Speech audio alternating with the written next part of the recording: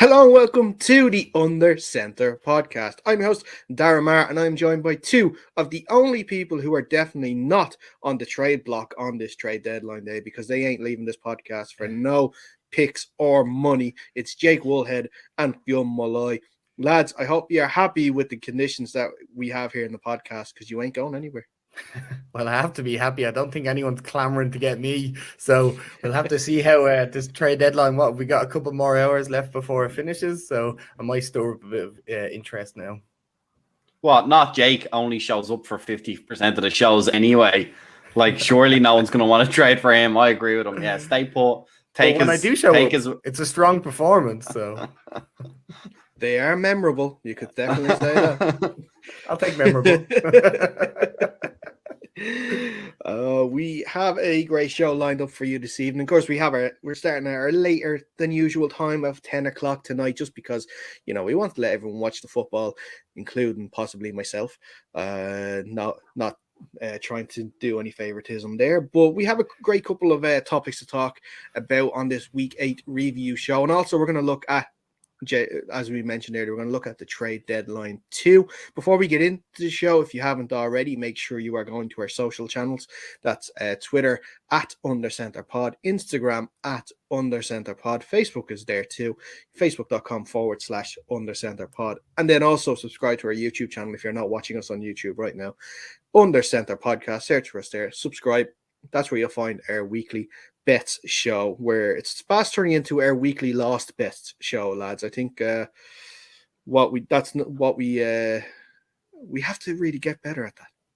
It's the what not to do podcast, I like to say, because for sure we are not doing very well. If you want to figure out where the lads' money went, go and laugh at us on YouTube. Other than that, I wouldn't be taking much more information out of that, to be honest.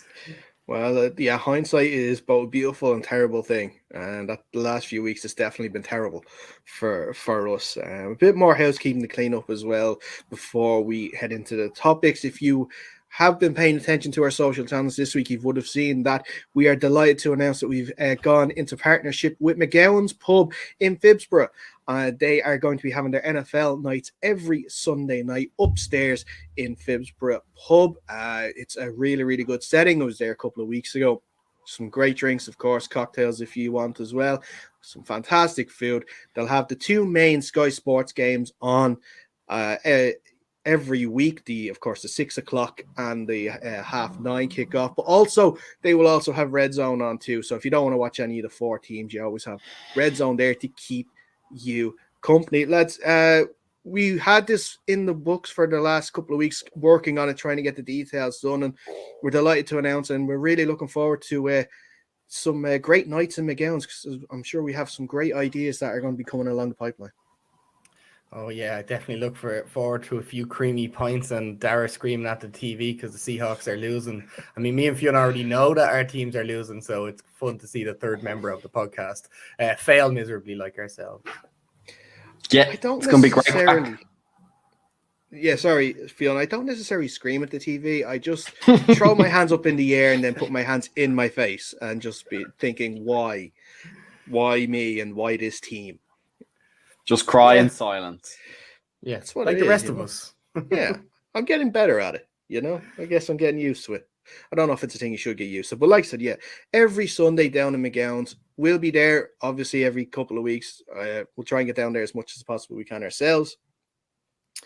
We do come say hi. We're going to have some great deals. Keep it tuned to our socials because we'll give the details out of the special deals that be going on there in McGowan's throughout the week, especially because I believe there could be some sort of happy hour in the works. I'm not going to give too much away, but it could be something to keep an eye on for sure, especially to our social channels. And of course, make sure you follow the McGowan's Pub on the social channels, Twitter and Instagram as well, and also of course Facebook. But let's get into the topics for tonight, and we're going to start with the trade deadline because about now it's actually kind of closed now, I think, at this stage. I think because since the clocks went back, my time is all the way over. It was a 4 p.m. Eastern cut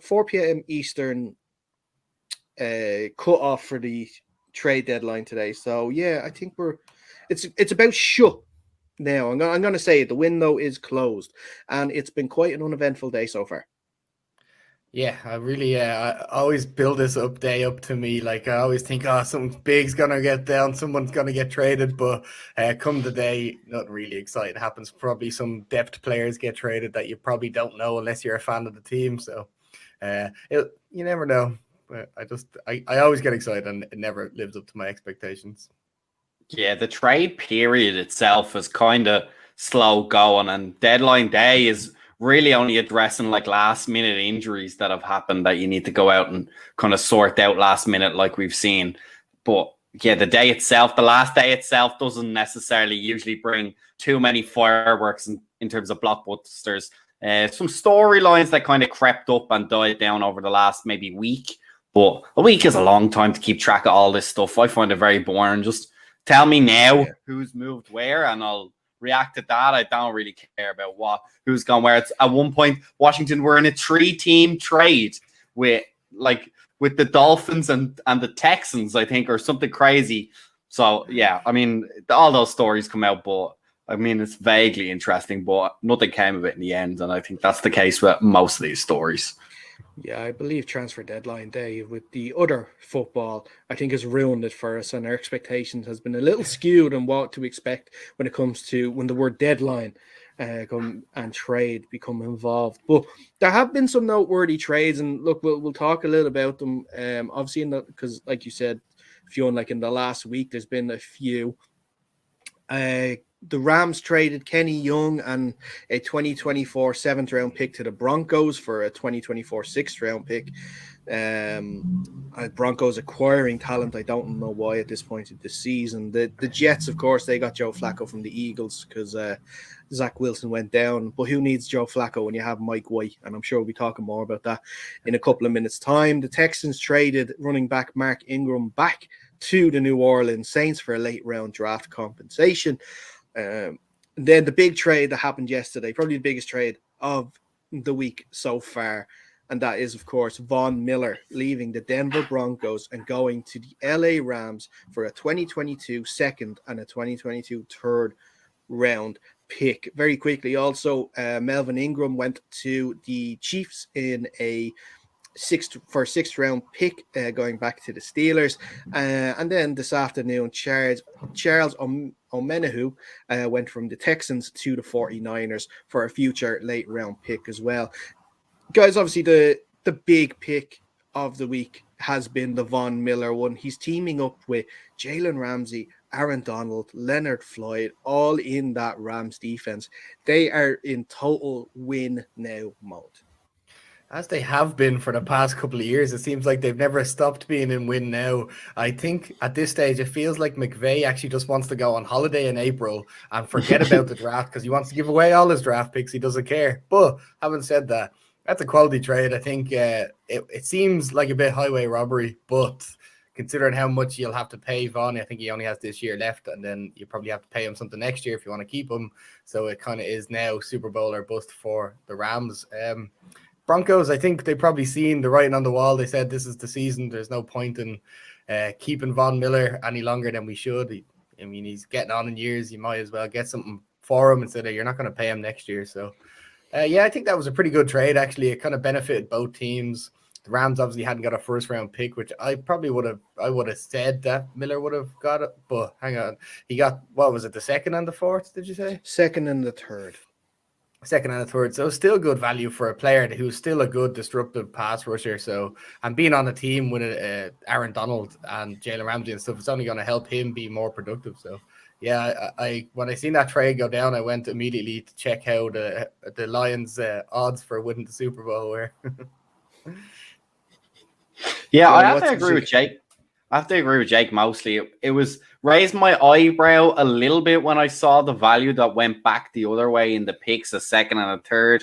Didn't think that was particularly high, but like Jake said, it's a big contract that's only going to get bigger, and it's not a player you're going to have for kind of 10 years. It's maybe 2-3 more seasons with Von Miller, depending on how injuries held up. And he has had some injuries, remember, coming into this season, the last couple of seasons in a row. So I think you get good productivity, and I think it's pretty reasonable value. I think both teams did a pretty fair deal there, which I think happens most of the time. We tend to big it up, but I think most of the time the teams know what they have. They know what the value is, and especially at this trade deadline day, you're not going to see a whole lot of first round picks flying around.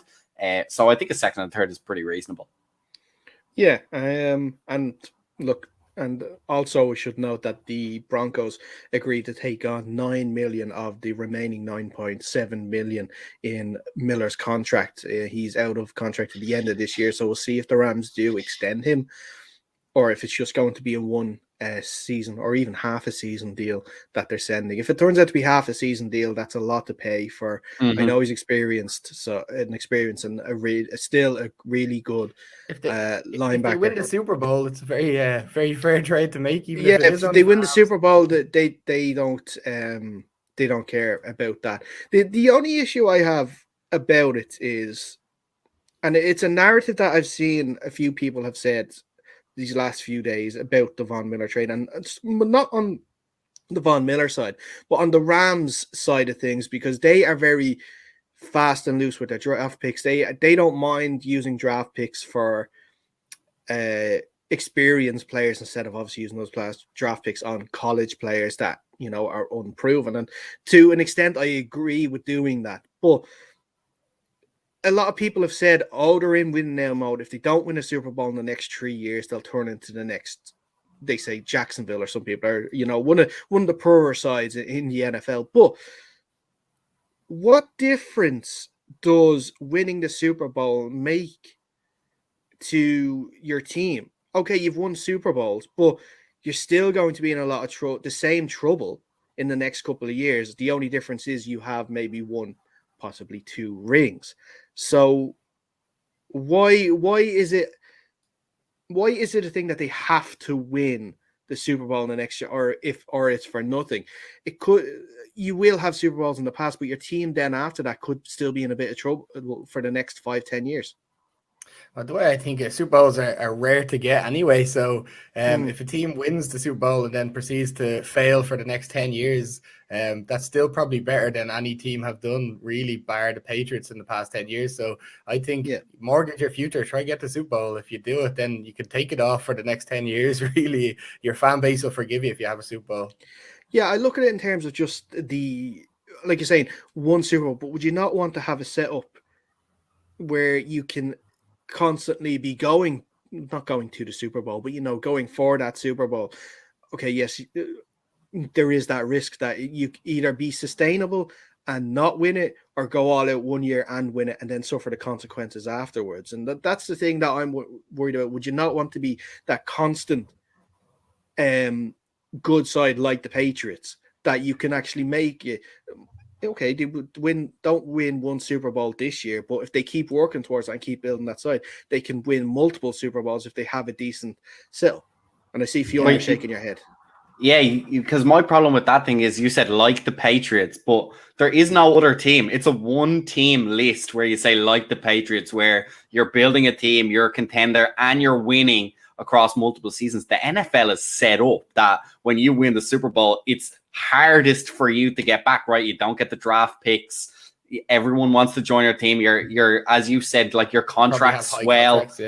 All these problems. So that's designed. I think the Rams have kind of timed it perfectly, where you want to become a contender and then throw all in on what you feel is your best year, crescendo at the Super Bowl and win it, and then fall off the cliff. Because I think for us, maybe as modern fans, as young fans of the NFL, I think the Patriots have skewed what success is. Yes, absolutely, that's the golden, but that was a dynasty. That was a golden era of Patriots football. They didn't used to do that before, and they don't look anything like doing it now once Tom Brady is gone. So sure, you want to put as many pieces long term in place, but I completely agree with building that contender, then building a real push, and then 1 year deciding we're going all out for this. Because like Jake pointed out, the fans are going to be grumpy when you hit a losing streak anyway. You might as well point to a nice shiny trophy in the background than to be a contender. I mean, look at Cincinnati Bengals used to make the playoffs every single year. No one used to think they were a good team, though. So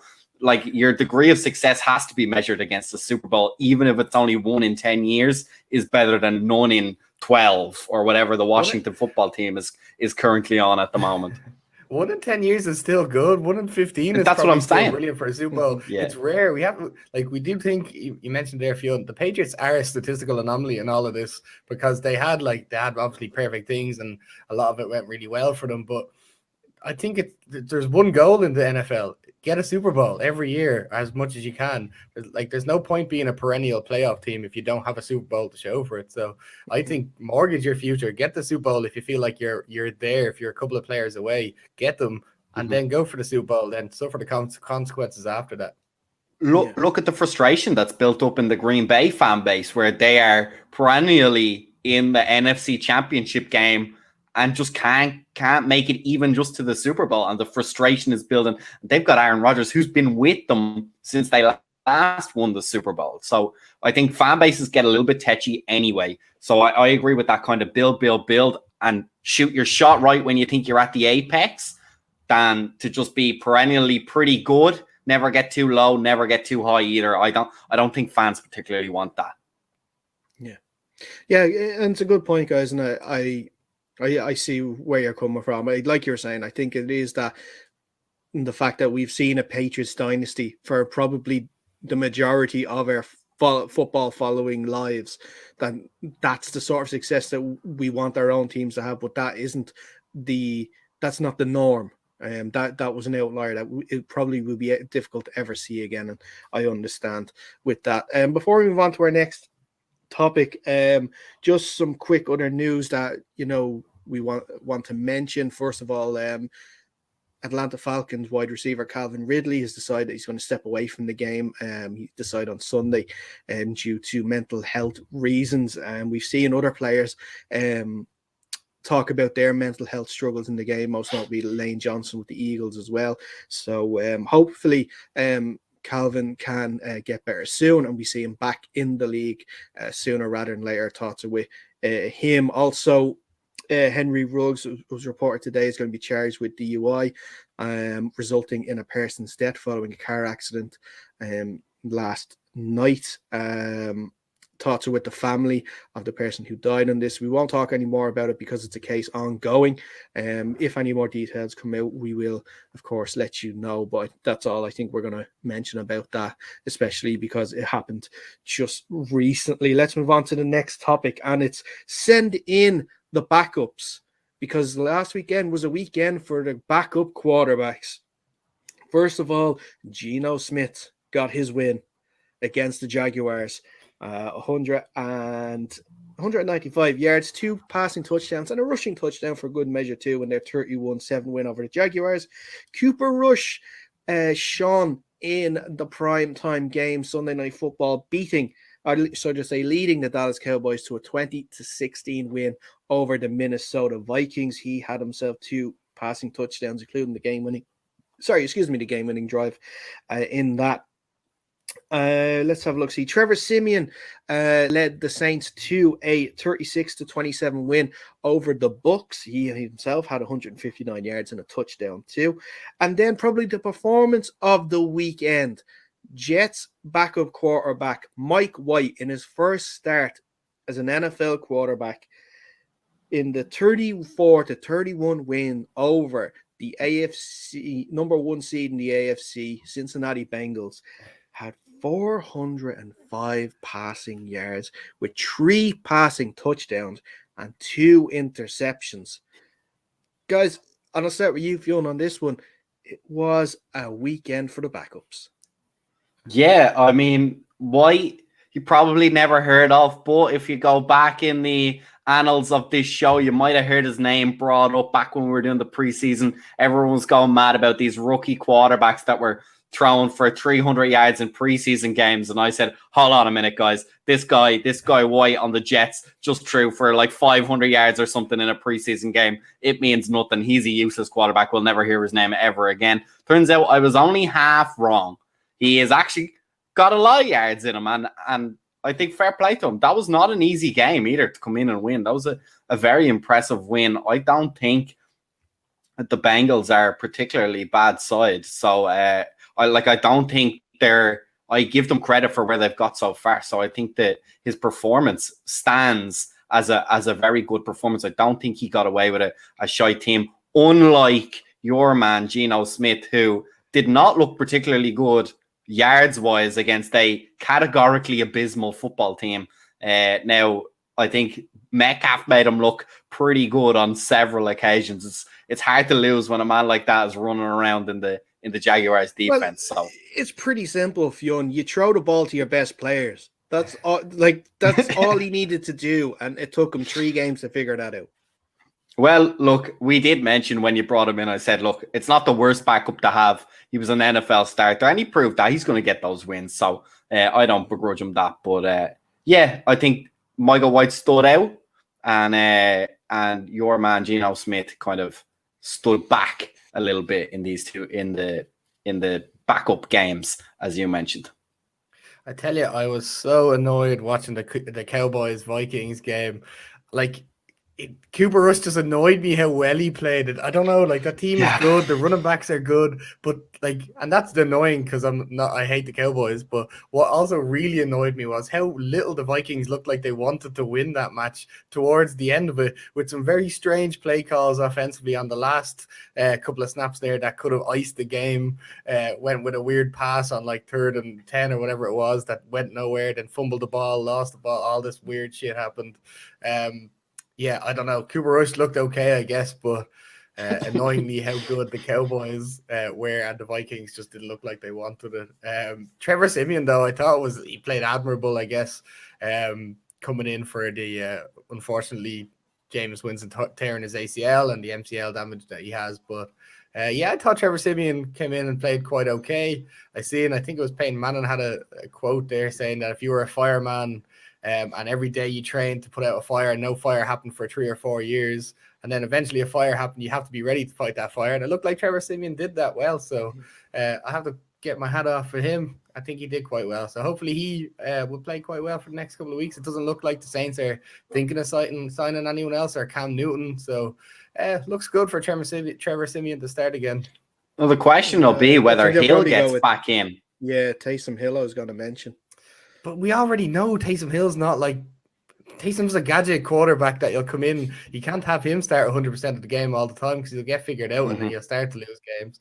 They're probably better off going with a 50-50 split, like they started to do with Jameis and Taysom before. Wasn't Taysom? Taysom's on IR or coming off IR? No, he wasn't on IR. He just missed the last 2 games with a concussion. Oh, okay. Yeah. So, yeah. But I guess they'll probably go like 60-40 in snap-wise, and Trevor will be the actual starting quarterback, and Taysom will probably just do them gadget things that he does. Yeah. I know. I'm just a little wary of these rookie quarterbacks going forward. Not rookie, sorry, backup quarterbacks going forward. Now, it doesn't look like Cooper Rush is going to be playing again. Looks like Dak can be back next week. Seahawks are on a bye, so Geno won't be playing next week. Russ got the pin removed from his finger as well, so it looks like he might be back for the game after the bye, which is at Lambeau against the Packers. You know, Trevor Siemian, their next game is against the Falcons, and Mike White's next game is, of course, a Thursday night game against the Colts.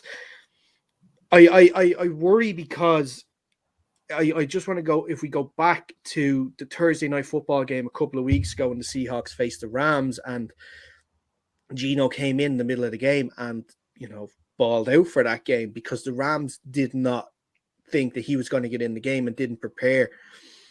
I think that, especially with Siemian, he got into the game. The Bucs didn't think he was going to come into the game. They didn't prepare. The Cooper Rush was a very late addition.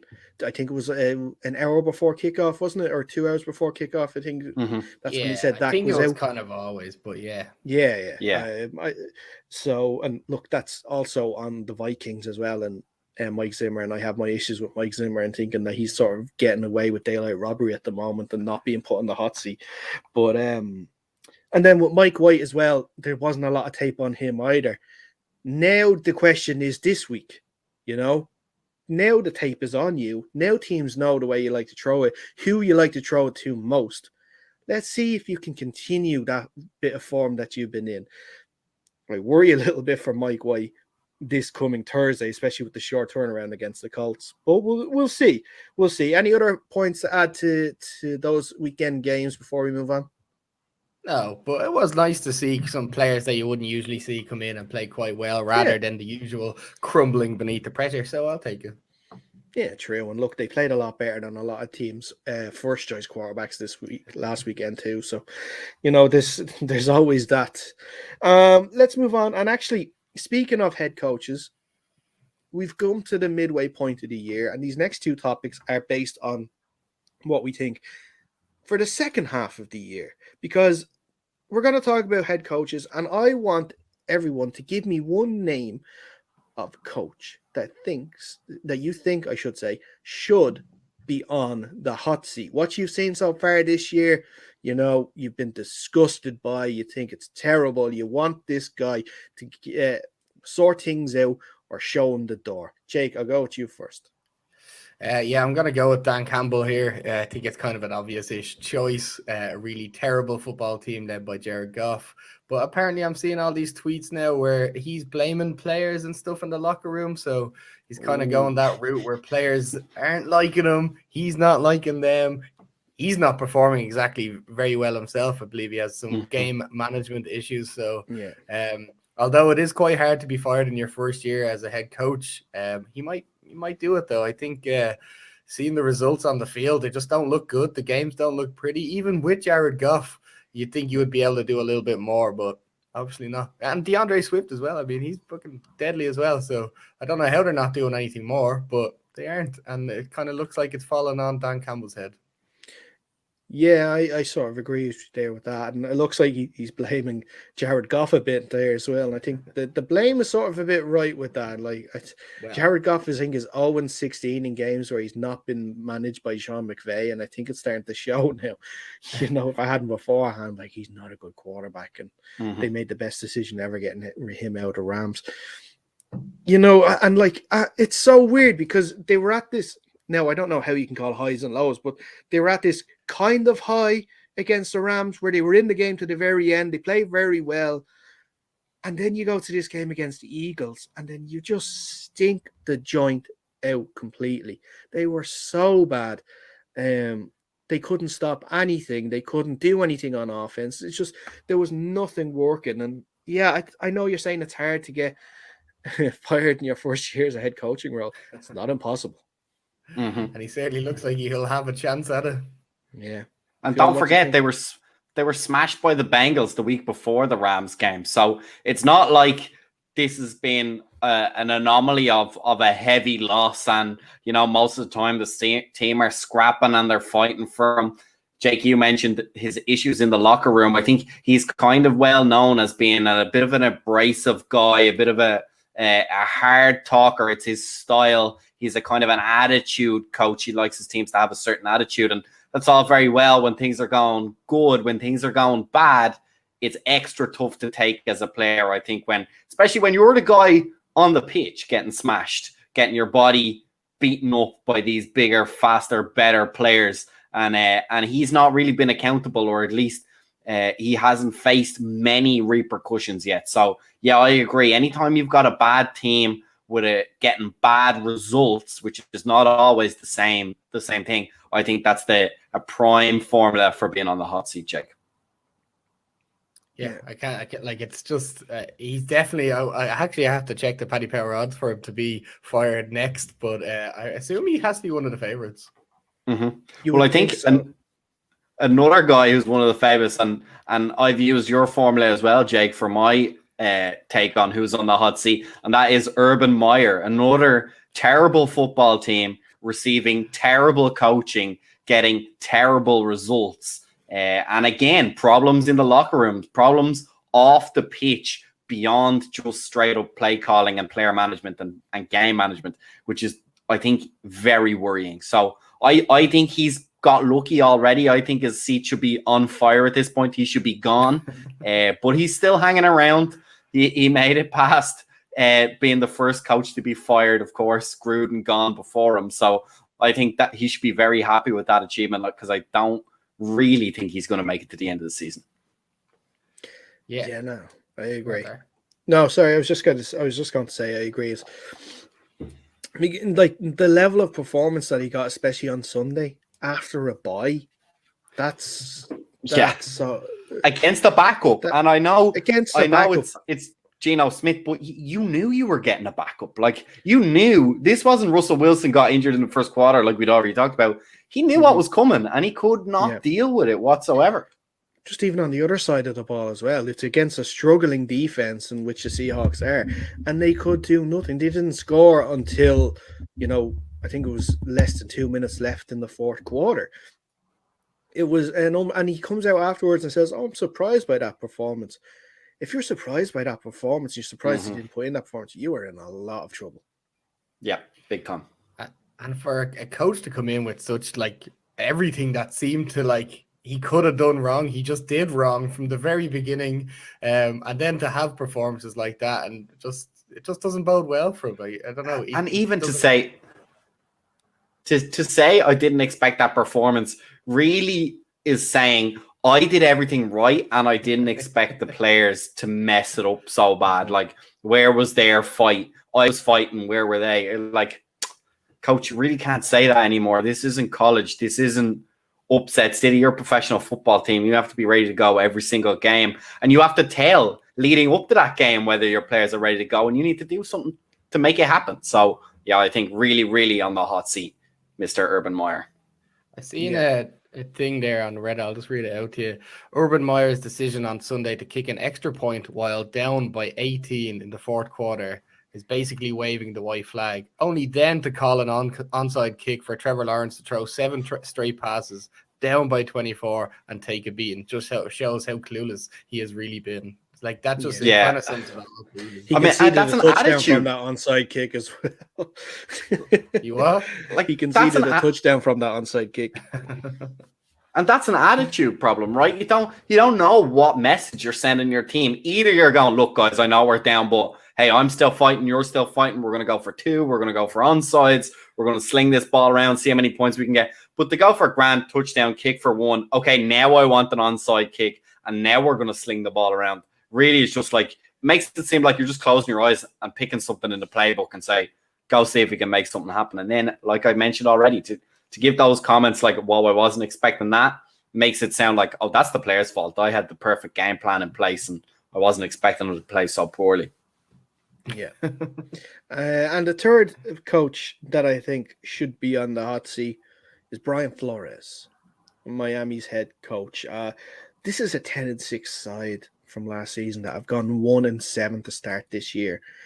And there hasn't been a lot of changes in that team. Okay, Ryan Fitzpatrick is gone.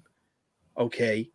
You have Tua, who's your guy. It's constant speculation now with Tua and obviously Deshaun Watson. But, the defense isn't as good as it was last year. The offensive play calling is poor, and we know the issues that Flores has in the way that he loves to fire offensive coordinators or defensive coordinators if they're not working out. But there's something not going wrong, right, I should say, in this team. Something is definitely going, whether it is coaching or not, but obviously Brian Flores is the one that has to take the brunt of the criticism because he is, of course, the main guy. And I had a look at their ins and outs this past offseason. And, they brought in the likes of Will Fuller, Jason McCourty, and Matt Skurla to help out both the defense, the offensive line, and the receiving core. But it seemed to have helped nothing at all. Like, this wasn't an overhaul the offseason. They tried to keep things ticking over as the rebuild keeps going and might be improved. And we all had them definitely finishing second, probably going to the playoffs this year in our predictions. There's something not right with that team. And it looks as though if Flores doesn't get his act together soon, they could be looking for a new head coach. Yeah, I mean, you mentioned Will Fuller there, but we can't really give Will Fuller any credit because he was suspended for 6 games and then injured for the 7th game or early in the 7th game. But yeah, Brian Flores, he just doesn't look like he has a handle on the team. Doesn't look like Tua is a leader. Doesn't look like anybody really wants to win there. Obviously, they only had the whole talks of getting Deshaun Watson and stuff like that. Obviously, hasn't panned out. So I don't know. It's just like he has to be on the hot seat, if not the second favorite to be fired. Well, they lost to the terrible Jaguars, as I've just laid out. So that's a really bad sign. Like, it's one thing to be having a bad season, a little bit like the Seahawks. You're not where you thought you were. The team is underperforming, but you know you have talent there, right? And so at a certain games, you have to go out and prove it. Like, okay, we're being beat by better squads than us, but we're still not the worst team around. And they went out and they hammered the Jaguars, whereas the Miami Dolphins managed to lose. So I think when you're a bad team, there's certain games in particular when you're battling teams around you where you need to make a statement, and they could not do that so far this season. So yeah, that's an extra worrying sign for Flores. And the defense, again, it's been an underlying theme for all three of these teams we brought up. The defense has been abysmal for all these teams, and it's hard. It's hard to keep your job because a leaky defense makes it look even worse than it is when your offense is a bit impotent. If you can keep games close, looks better on your CV, but when you keep letting 30 points in, week out, that's a big struggle. Yeah, agreed. Let's move on to our final topic very quickly here, and it's our hot takes topic, because I want one hot take from each of us, from each of you guys, that you want to take in for the rest of the year. Jake, I'll let you go first on this one. I'll go first. I think it's not, I wouldn't say it's the hottest take out there, but I feel like the Chiefs are missing the playoffs. Even though after watching them play my Giants last night in a very pitiful Monday Night Football game, they don't look good. Patrick Mahomes doesn't look good. That defense couldn't stop me running through it if they wanted to. They just don't seem to have it. It looks like the receivers forgot how to catch balls at times, couldn't tackle. Mahomes making strange decisions to run outside the pocket when the pocket was clean. And then it's just, they don't look good. I think I think they're one game behind. I don't know if we talked about it or something before, but they're one game behind, but I feel like they're still feels like miles behind everyone else. They just don't look like they have it this year. And I mean, we talked about it earlier. They did win a Super Bowl, so they're allowed to have a couple of off seasons and off seasons. So I'll give them a bit of slack there. Yeah, Phil, what is your hot take for the rest of the year? Mine is going to be that Nick Chubb is going to finish the season as the NFL's top rusher. Currently sits third with 584 yards. Obviously has some injury issues. The guy ahead of him is Jonathan Taylor of the Indianapolis Colts, but he's only about 60 yards ahead, having played 2 games extra. So I think if Chubb can come back and stay healthy, he's going to get the run. Obviously, leading man Derrick Henry out for pretty much what looks to be the rest of the season. So that's going to really hamper him from winning. So yeah, I'm going to say Nick Chubb is going to lead the NFL in rushing yards. Okay, interesting. My one is going to be Jets related, and I think that Mike White will win more games this year than Zach Wilson. Currently, they both have 1 win each. It looks likely that he'll get the next 3 games before Wilson is back. So that's at the Colts on the Thursday Night Football, against the Bills at home, against the Dolphins at home. And then if Wilson is not ready, the next game after that is Houston away. I think that they could go, if the 4th game is involved, 2-2. If it's only 3 games, I can think it'd be 1-2. And then there'd be 5 games left for Wilson to win, 2 games to overtake White. And those games include the Bucs, the Bills, the Eagles, and the Saints. So I think that Mike White is going to win more games than Zach Wilson this year. And it was an interesting, I only brought up because it was interesting after the game as someone asked Robert Saleh, could Mike White be QB1 if he continues in the form that he showed on Sunday? And he said anything is possible.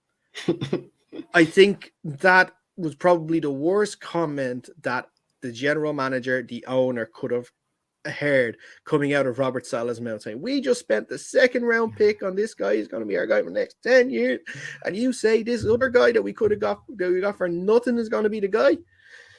But yeah, I don't think he will be, but I think it'll be fun for him for the next few years, or for the next few games at I least. think there's a reason Mike White, no one has heard of him before came in the game, and it's not because his ability to throw 405 yards a game is consistent. It's probably because he's not very consistent. And 3 games later, you'll probably see a complete flip on that, where he gets a 79-yard passing game, and that's it, or something along the lines of that. But I don't disagree with your.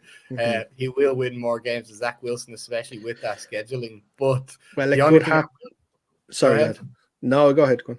The only thing I will say about that, Dara, is it's very, very, very foolish to bet anything on the Jets, ever, anything at all, even if it's just a hot take. Oh, I know. I've got burned by the Jets twice in 2 weeks now.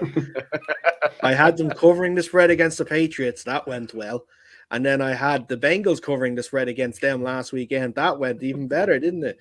So, yeah, no, things haven't been great with me and the Jets. But look, it might be a bit of fun. Hey, he might have that 79-yard and 3 interception game this Thursday, because he is going up against the likes of DeForest Buckner. So, I hope you're good leaving the pocket there, Mike, because you might be running for a little bit. But look, I think that is a perfect place to end this edition of the Under Center podcast. Like I said earlier on, if you haven't already, make sure you're following us on our social channels, twitter.com/undercenterpod or @undercenterpod on Twitter, Instagram @undercenterpod, facebook.com/undercenterpod, YouTube. Just search Under Center Podcast. That's where you'll find it. You get our YouTube exclusive betting shows, where I will not be betting anything to do with the Jets anymore. I swear. I promise this. I promise you now. Again, also thank you to our new sponsors, McGowan's Pub in Fisborough. Make sure you go there. You are there every Sunday for their NFL nights upstairs at McGowan's for some great deals on drinks, some great food, and of course some great NFL action too. Guys, as always, thank you very much. Thank you. It's not that. And we'll be back soon with another show. But until then, stay safe.